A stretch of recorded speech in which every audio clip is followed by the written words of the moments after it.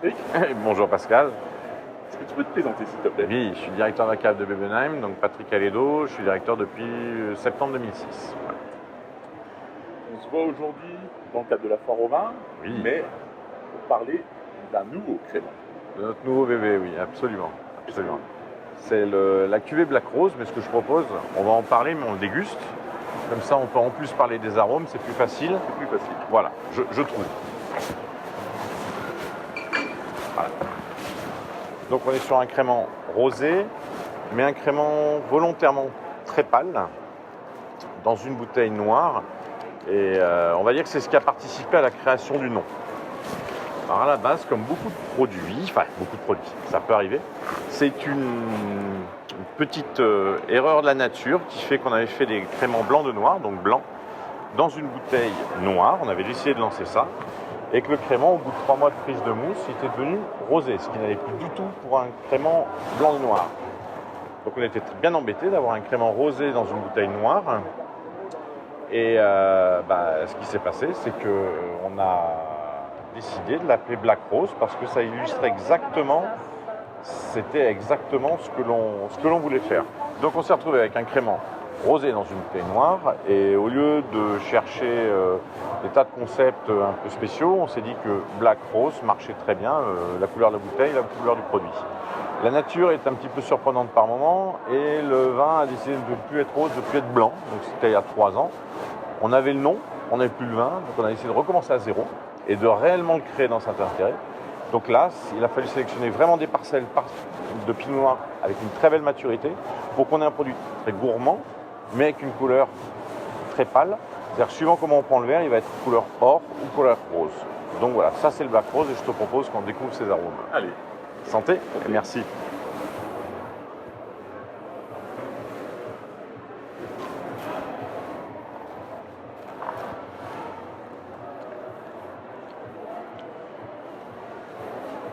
On est vraiment très sur le fruit.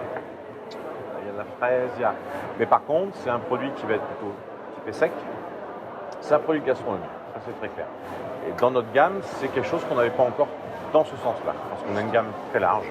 Justement, j'allais y venir parce que, comme je dis, nouveau produit dit gamme existante, quoi. Oui, gamme large, parce qu'on veut à la fois être capable de faire des produits sur de gros volumes, puisqu'on a des partenariats importants avec nos amis de la grande distribution.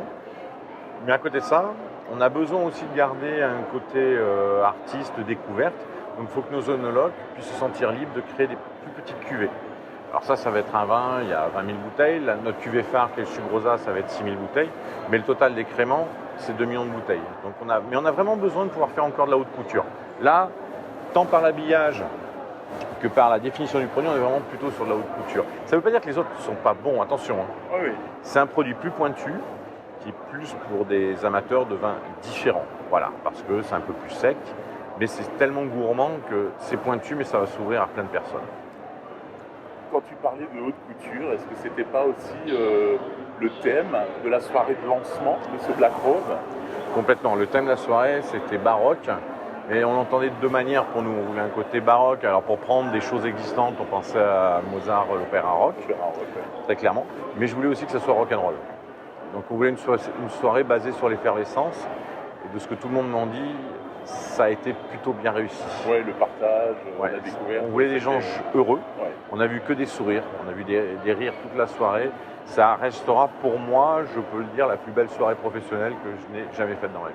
Voilà. Et je suis très très fier qu'on ait pu offrir ça aux membres du bureau, aux salariés et à des clients qu'on puisse rendre disponibles en pleine semaine, ce qui n'est pas évident. Mais on avait pensé peut-être 110, 120 personnes et on avait 170 personnes. Ouais. Et qui étaient ravis d'être là. Et ça pour nous, ça enlève toutes les fatigues, ça motive encore plus. Ouais. C'est pas à répéter forcément parce que celle-là restera unique. À nous de trouver quelque chose d'unique, mais il faudra que ça soit en rapport avec un autre produit unique, tel que peut l'être le Black Rose. On va revenir justement sur le Black Rose. Si maintenant on devait partir sur un accord mets et vin, tu aurais tendance à partir sur quoi? Alors à la différence des créments rosés, qui vont bien souvent sur des desserts de fruits, celui-là est plus sec. Alors déjà, le premier usage, moi je le prends en apéritif, parce justement il est sec. Après, il va falloir faire attention, il ne faut pas avoir quelque chose de sucré, sinon on aura quelque chose de complètement déséquilibré. Donc moi je partirais sur un carpaccio de Saint-Jacques mais avec des pamplemousses ou un carpaccio d'agrumes.